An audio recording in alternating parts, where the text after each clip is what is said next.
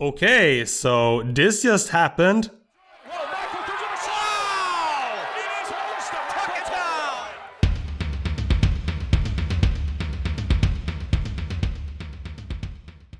And people are upset, to say the least. Okay, so Michael Todd is a really hot topic in the arm wrestling community right now, especially after this recent match. And we are gonna talk about Michael Todd and Devon Larratt on this channel pretty soon. But first, we need to clarify the base for this controversialism. And that is the move, or technique rather, that Michael Todd is using. And that is called the King's Move. Okay, so let's dive into it. Okay, so what is the King's Move? The highly controversial arm wrestling technique that is basically dividing the whole community, and why is it causing such an outrage? The move, that is a strictly defensive and extremely dangerous technique, utilizes the arm's natural structure to create a lock, which moves the tension away from the muscles to the actual bones and tendons, and then using the body as leverage, all in an effort to preserve energy and slowly getting the upper hand. The way to execute this move is to lay down towards the floor, keeping the elbow on the pad, well,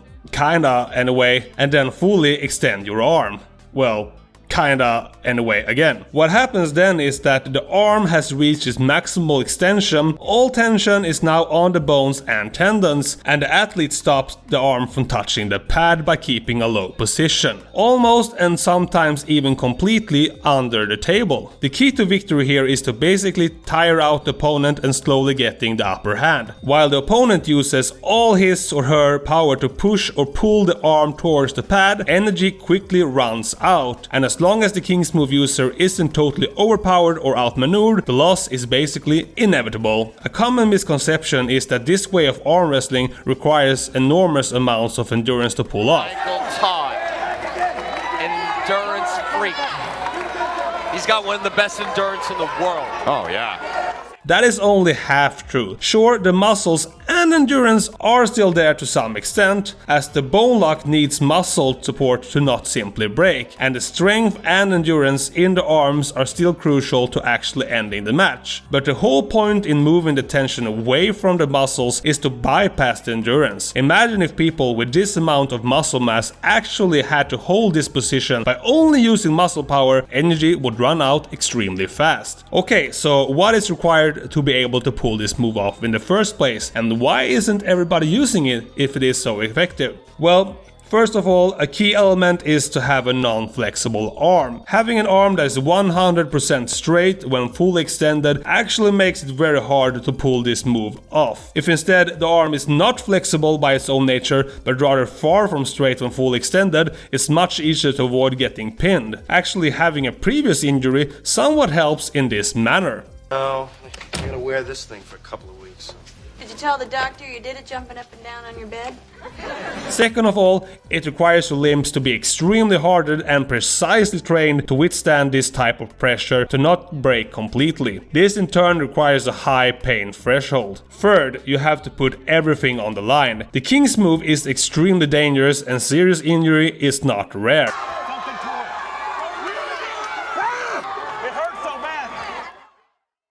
Fourth, you have to have extremely strong wrists to turn things around from this defensive position. While the opponent might get very tired in a lot of big muscles in the upper and lower arms, the wrists might still be in a quite good condition. If you can't overpower the wrists, you can't turn the match around. And lastly, you have to lose your face somewhat. This is an extremely hated move in the arm wrestling community and is commonly referred to as the most hated move in arm wrestling. Even legendary arm wrestler Jan Bersenk has gone out and condemned this move. So naturally, users of this move are gonna get a lot of hate and disapproval from the potential fans, which can be devastating for the career. Even if you pick up gold medals now and then, losing the crowd is a big problem.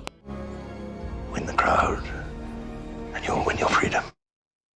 Okay, so why exactly is the move so hated and controversial to begin with? Well, it all comes down to a few basic factors. First of all, it simply looks weird and nothing like you would expect from an arm wrestling technique at all. I mean, in the mainstream, everything you do in an arm wrestling table looks weird, but this right here looks even weird within the arm wrestling community, and that says a lot, because people do some weird stuff on that table. Adding to this is that it also looks and seems unfair in some ways. But the biggest problem of all is that it's simply boring. Matches where the King's move is used can take forever, and not much is happening, to be honest. Because really, don't get me wrong here, long matches are generally awesome in arm wrestling, but that is under the requirement that two people are actually battling out with fury. Watching for 5 minutes as someone is basically lying under a table in order to tire out the opponent is not fun to watch. It should also be mentioned that since this technique is so dangerous, it's really only viable for a few certain people with the right tools. There is a big risk that younger and less experienced arm wrestlers injure themselves trying to mimic this move. Okay, so before I end this video, there is one last thing I would like to talk about, and that is how exactly can this problem, to say, be fixed, and should it? Well, I think that a slight change of rules should really be considered. As a matter of fact, the World Arm Wrestling Federation has attempted to limit its effectiveness by implying a rule that states that shoulders must remain in level with the table. However, this is quite frankly not enough. There are more that needs to be done, and I don't really know how to do it. If you have any ideas, please let me know in the comments down below. Because as it is right now, something really needs to be done.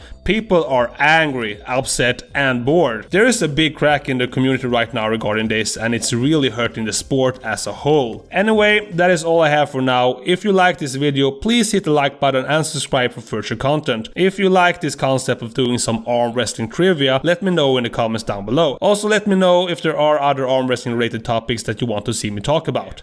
Anyway, I am the Armsport Gamer. Until next time.